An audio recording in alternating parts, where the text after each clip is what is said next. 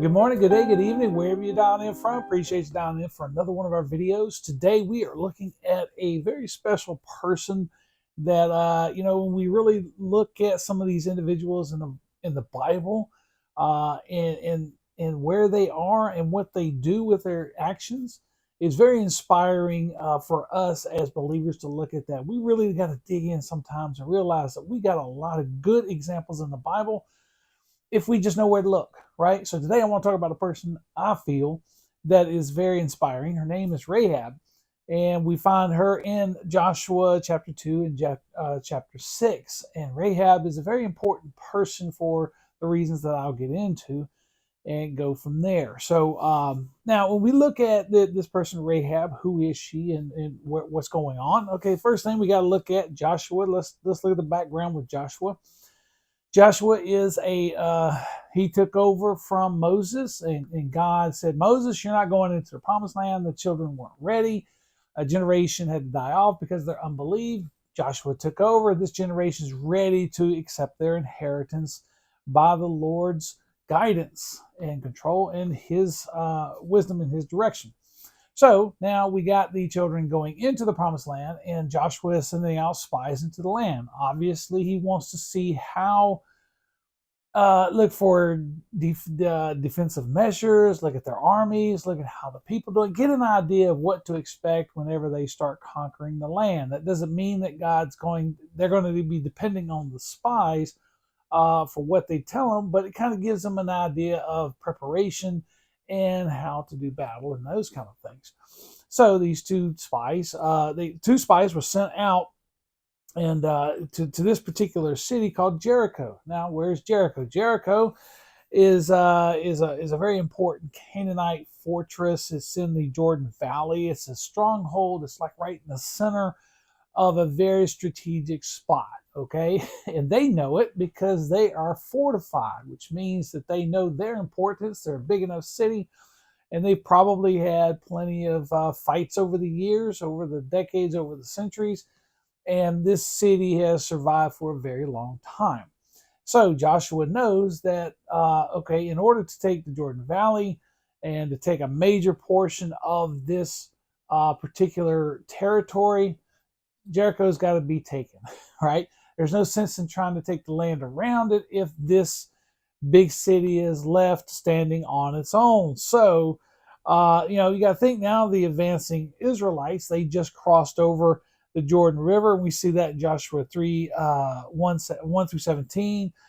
And Jericho was it was a very important city, obviously, and a very important center for the pagan and idol worship that was going on. It was devoted to Ashtaroth and the goddess, which is the goddess of the moon. And it was centered there. It had, it was pretty vile practices, pagan worship that was going on, and it was kind of the heartbeat of the pagan culture in that place and time. So it was very, from every strategic vantage point, Jericho had to be taken out.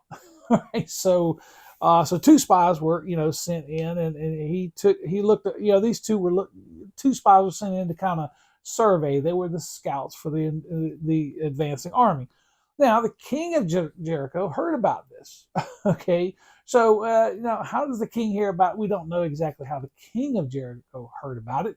Now it just could be that I think that a lot of people in this area saw this huge encampment of the Israelites out in the wilderness, heard about them for 40 years, and kind of knew one day, because they heard all the stories, as we will see, of these people, these Israelites, right? So there's a lot of people scared. They would keep an eye on these people, right? Just beyond their borders was a restless population.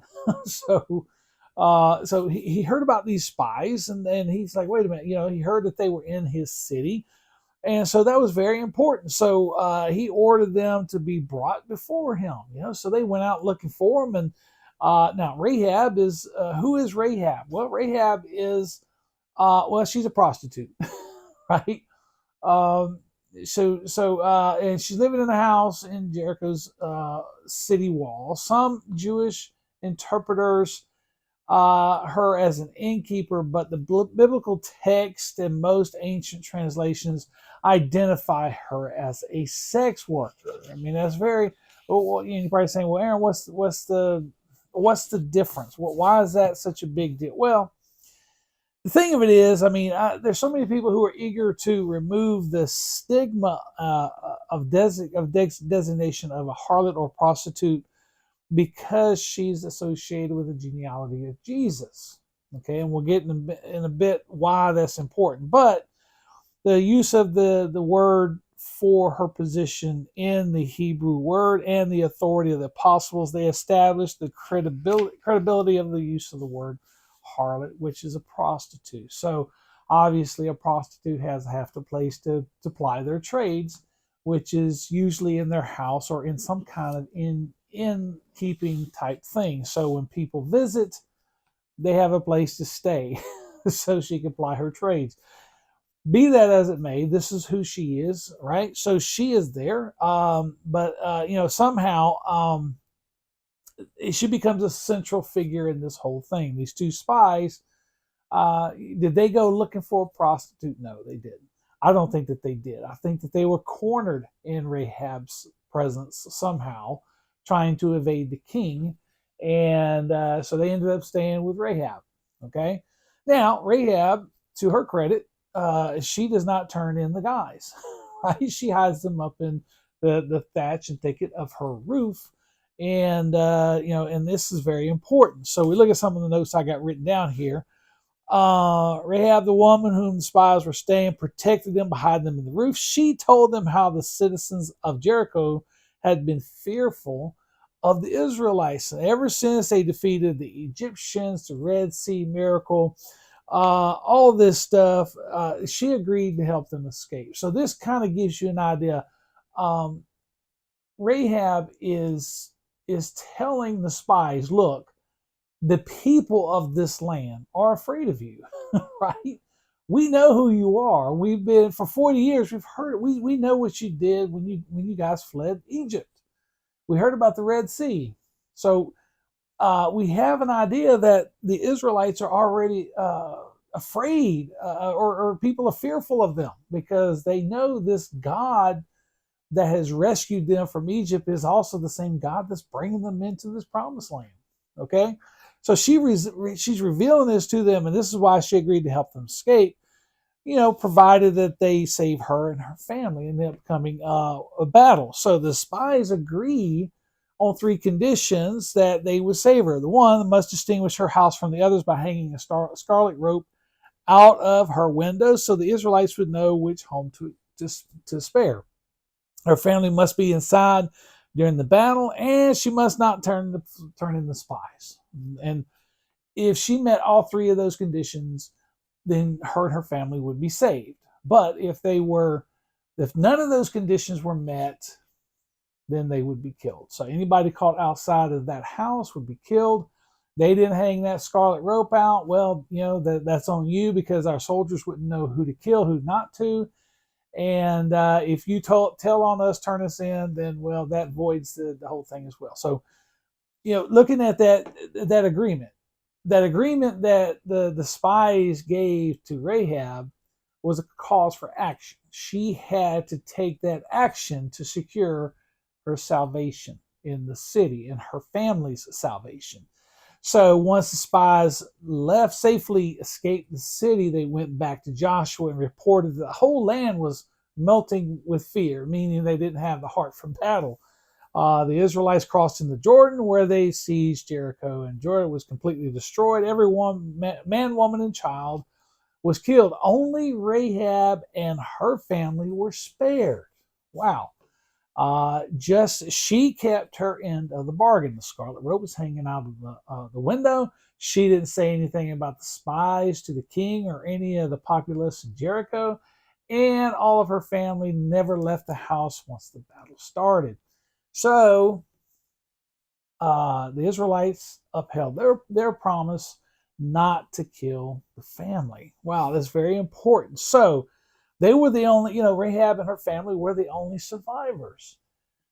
It's pretty profound. Now, ultimately, so what does that mean? So she helped out the spies. Okay, that was very important. That was very brave of her to do so. And in doing so, she admitted how she admitted the power and the awesome might of God, of the God of Israel. And by doing so, she did so not because she was applying for protection, but she was telling them how she acknowledges He is the God of the universe, right? So ultimately, Rahab married. She was integrated. Her family were integrated into the Israelite community. They were brought in. They were accepted, right?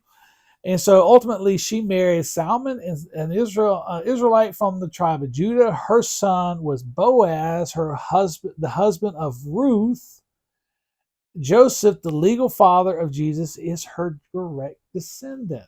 You see how all that ties in? God makes a way, and it's just amazing. So very important stuff. So we look at what's going on. She becomes part of the Israelites people. She's named in the genealogy of Jesus as the mother of Boaz, ancestor of King David. We see that in Matthew 1:5.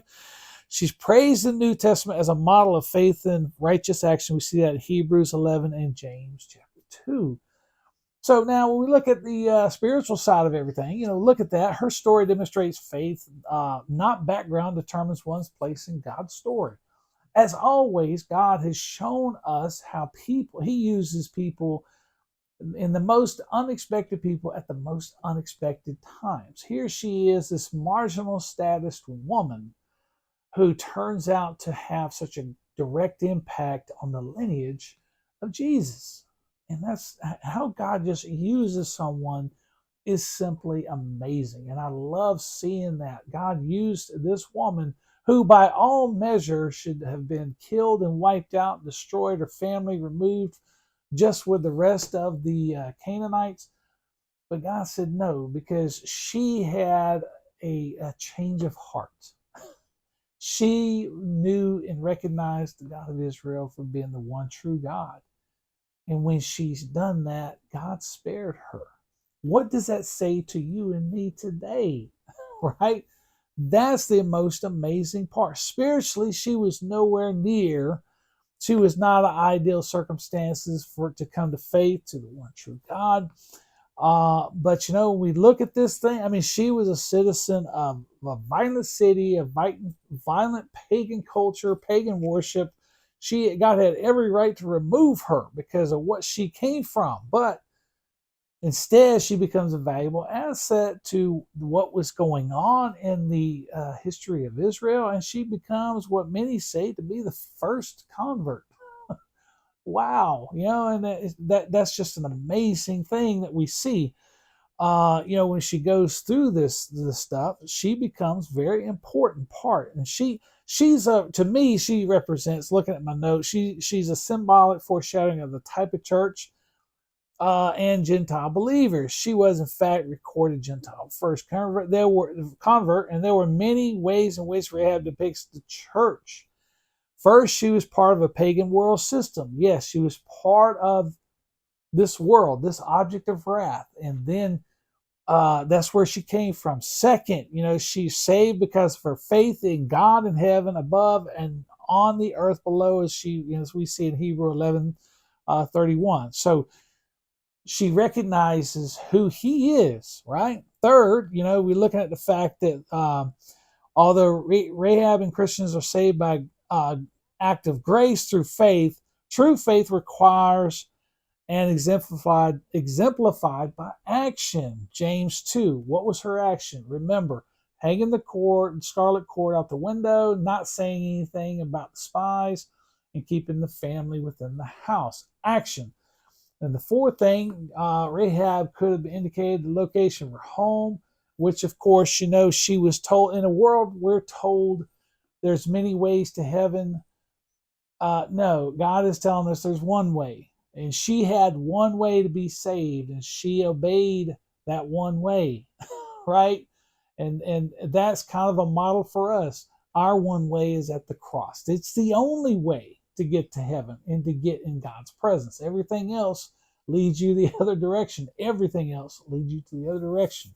So it's very important we look at that. She is validated. Fifth and final, Rahab's faith enabled her to turn away from her culture, her people, and her religion, and to the Lord. Yeah, so she is an Old Testament example of what we need to do as Christians. We are part of a pagan, violent, broken world. And once we recognize who God is, we turn to Him, we accept Jesus Christ, and we are saved. And guess what? We are then adopted into God's family and His kingdom. We become inheritors of His kingdom. We become sons and daughters for God. Wow, that's amazing. And she is sitting here showing us what that's all about. So when we look at Rahab, she's no longer viewed as an unclean prostitute, but as worthy by grace to be part of the lineage of our Lord Jesus Christ, just as she was grafted into the line of Christ, so we become children of God and partakers of His inheritance. And we see that Romans 11. Wow, very important stuff. And looking at what she did. So why does Rahab matter? Well, faith from the margins. She was not an important person. She had no money, no background. She had no education. She had no knowledge other than the reputation of the God of Israel. That's what she was relying on. She knew of this God, didn't know His word, didn't have a Bible, didn't have anything like that. But she heard and she responded. She had courage under pressure. She risked her life to protect the spies and to protect her family. Wow, it could have all went the wrong way if that battle didn't work out, or if those spies were caught, or if the battle never happened, or if Jericho is never removed. Her and her family could have easily been put to the sword. But yet, courage under pressure. She didn't know these two guys, and she's living in a city of hundreds of thousands or thousands of people who she grew up with and knew, and in this pagan culture. And here she is going the other direction. Wow, that's amazing. It really is. Redemption, looking at what she did in the past, was not a qualifier for what she did going forward. She was accepted into God's people, and she married and became a part of the lineage of Christ. Wow, that's a great honor. It really is. That inclusion is very important. How are we looking at this when our inclusion is the body of Christ, which is the church, right? Our church family. We are adopted into God's family and church family, and I hope that is what you find out as a Christian, that you're adopted into your church family and you're involved in what's going on there. So, but yeah, that's the quick story of Rahab. I encourage you to look at some videos and read up and try to get, if you want to dig into more detail, by all means do so. Look at all the references in regards to Rahab. Look at Joshua. Like I said, she is in chapter 2 and 6, and look at that whole thing going through, how she's protected. Look at Hebrews 11, James 2 for more stuff on that. And look at Romans 11 as well. So we got a lot to go on here, but I'm just going briefly over this person, this profile. If you want to dig in a little bit deeper, by all means, get into it and go with it. You'll find this is a very important young lady who was very instrumental in the early days of the Israelites taking their land that was promised to their ancestor Abraham, and in doing so, she is rewarded. And look at what she's done. She saved her family. When we hear the good news, are we trying to save our family? Do we have the same urgency to save our family? Right? That's the message here. She was saving her family for impending doom. Well, that trumpet calls, that's the greatest doom of all for some people. We don't want to be caught flat-footed with that, do we? Stay active in your faith, pull your family closer, and try to save them. Show people and tell people about Jesus Christ. That's the most important thing that we can do. And Rahab gives us a good example of what faith by action requires. Okay? Thank you as always for watching. I appreciate it. If you have any comments or insight, please leave them in the comments below the video. Subscribe to the channel. Every time that there is a video posted, you'll be notified and you can watch them at your leisure. Okay? Until next time, take care and God bless.